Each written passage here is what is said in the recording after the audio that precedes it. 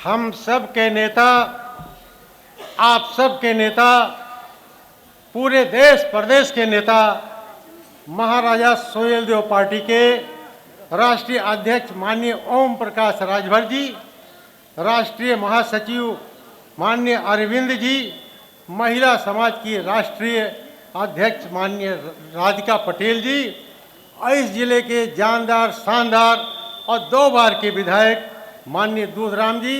List बड़ी लंबी है, अगर मैं लिस्ट पढ़ूंगा तो ठंडक का मौसम है और बहुत लेट हो जाएगा भाइयों बहनों को।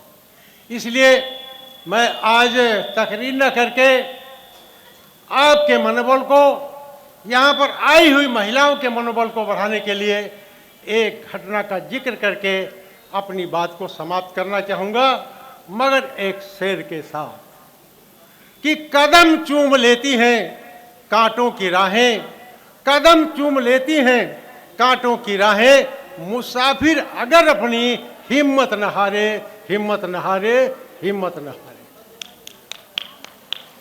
घटना यह है कि जर्मनी एक देश है, जर्मनी के इर्द गिर्द के सभी देश का कब्जा जर्मनी पर हो गया था। फ्रांस भी बगल का एक देश है। फ्रांस देश ने सोचा जब सबका कब्जा जर्मनी पर हो रहा है तो हम न क्यों कब्जा कर लें जर्मनी पर। भारी भरकम फौज लेकर के फ्रांस की सेना ने जर्मनी पर चढ़ाई कर दी।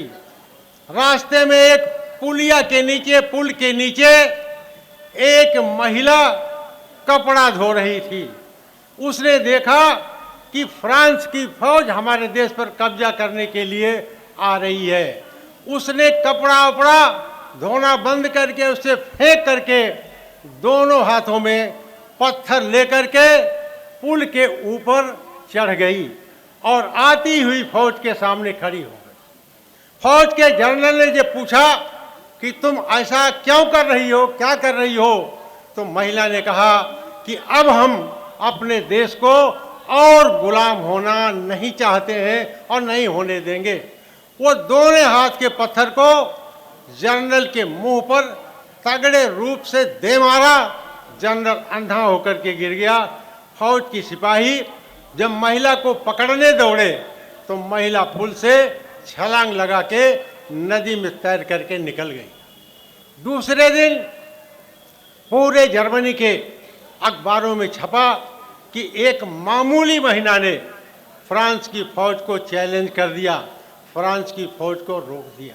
हर चौराहे पर चर्चा होने लगी कि जब एक मामूली महिला फ्रांस की फौज को रोक सकती है तो हम क्यों नहीं रोक सकते हैं। एक मामूली महिला ऐसा कर सकती है, हम क्यों नहीं कर सकते हैं।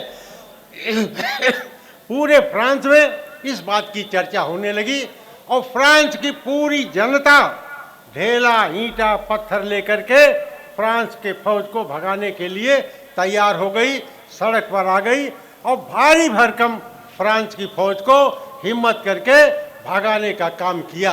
तो मैं कहना चाहता हूं, अगर आप महिलाओं के अंदर जरा भी हिम्मत और हौसला पैदा हो जाए तो मैं इस बात को दावे के साथ कहना चाहता हूं कि लखनऊ से लेकर के दिल्ली की गद्दी पर आपकी हिस्सेदारी होगी, आपकी भागीदारी होगी, आपकी हिस्सेदारी होगी, आपकी भागीदारी होगी। इन्हीं शब्दों के साथ मैं अपनी बात को खत्म करना चाहता हूं। बहुत बहुत धन्यवाद।